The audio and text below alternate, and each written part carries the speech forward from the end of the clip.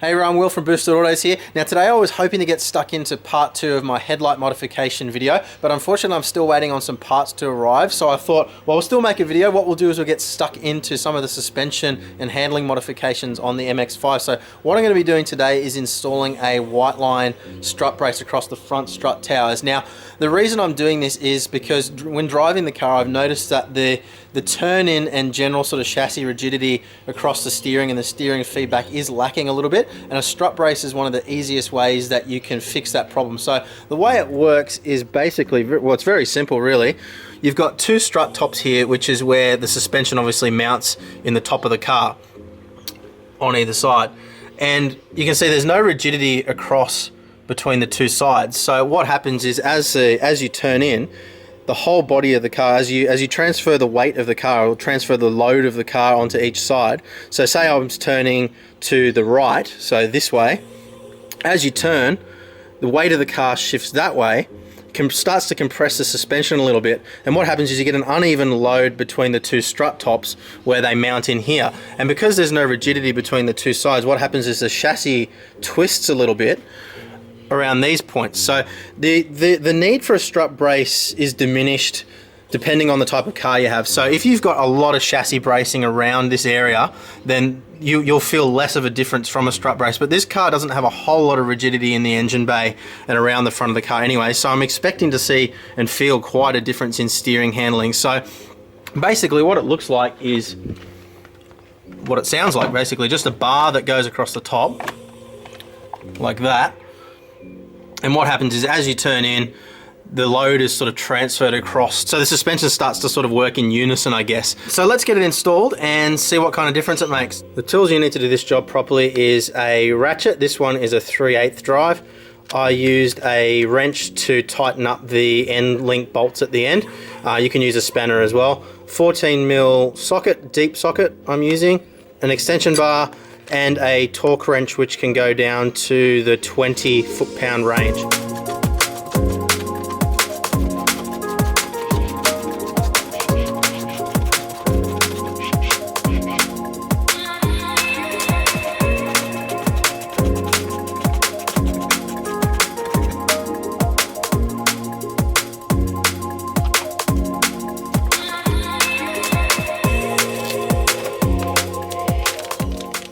Right, so what we need to do is we need to sort of fit it in place so that it's not fouling on any of the individual components that are sitting around inside. So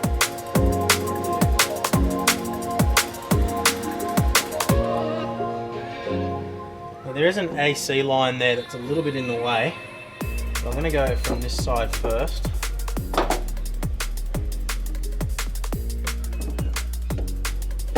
Get this side in place and then we'll tuck the other side in.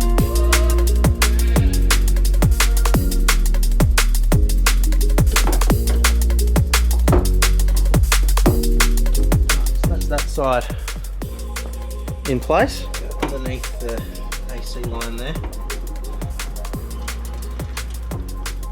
Now you can see here we're about a good inch off where we need to be. So what we need to do is we need to shorten these lengths here. So loosen this off.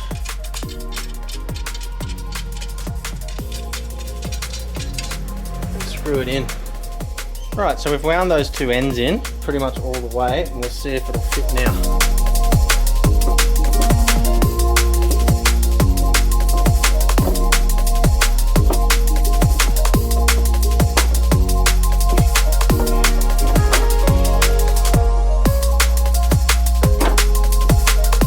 That's it, both sides are on. And I'm just using a short extension bar on this side to give me the reach I need.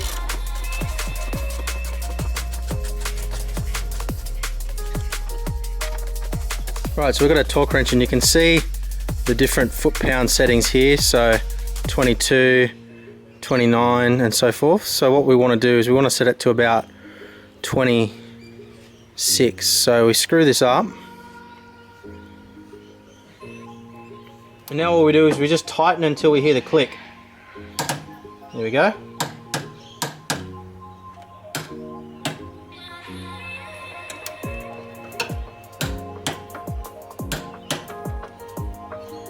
So there we go. You can see there wasn't much adjustment there required at all. My my by hand torque gauge was pretty accurate, but always best to check and make sure that you got those torque settings exactly right. If you get it wrong, you can snap a stud or you could have them come loose while you're driving. None of that is good. So for this particular car, the torque setting is between 22 and 27 foot-pounds, so I went for 26. So the last thing we need to do now is just tighten up these top bolts.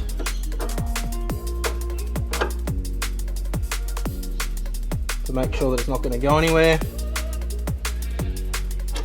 And we're done. So now we need to go for a drive and see if it's made any difference. All right, so before we get into this test, the effect probably isn't going to be as pronounced on a set of stock suspension, an old suspension that's clapped out and loose and, you know, dodgy as hell.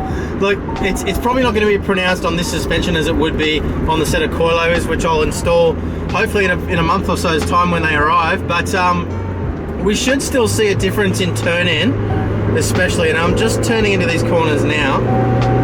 And yeah, look, the steering definitely does feel a little more precise than it did before. The car's a little more level on turn in, and it feels a little bit more precise than it did before. It's not a massive difference, but it's definitely noticeable, and for such a cheap part, well, I mean, why wouldn't you? But yeah, look, it just small little twitches in the steering.